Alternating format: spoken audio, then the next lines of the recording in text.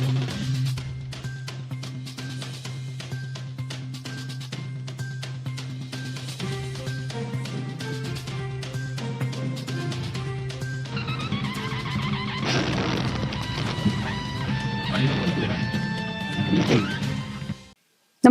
आपण पाहता Hirkani news. Hirkani news प्रत्येक क्षण ताज्या घडामोडी आणि महत्त्वाच्या प्रत्येक बातमीसाठी नेहमी तत्पर. 57 आजी-माजी संचालकांवर ठपका.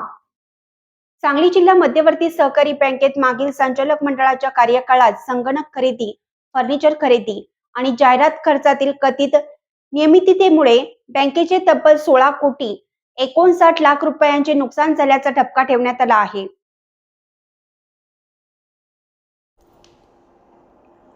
प्रकरणात सहकार कायद्यातील कलम 88 अंतर्गत सुरू असलेल्या चौकशीत आजी-माजी संचालकांसह 57 जणांना दोषी ठरवण्यात आले आहे. निवृत्त न्यायाधीश M.R. म्हस्के हे या चौकशीचे चौकशी अधिकारी असून त्यांनी सर्व संबंधितांना नोटीस बजावून 1 ऑगस्ट रोजी मनने सादर करण्याचे निर्देश दिले आहेत. चौकशी अधिकाऱ्यांनी एकूण 10 पैकी 3 प्रकरणात दोषारोप निश्चित केला असून उर्वरित 7 प्रकरणात आजी-माजी संचालकांना मोठा दिलासा मिळाला आहे.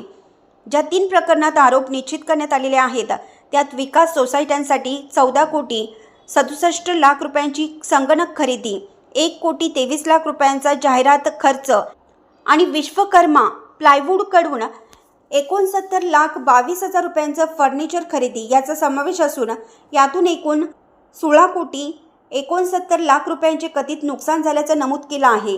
बँकेतील मागील संचालक मंडळाच्या कारभाराविरोधात शेतकरी संघटनेचे सुनील फराटे यांनी सहकार विभागाकडे तक्रार दाखल केली होती.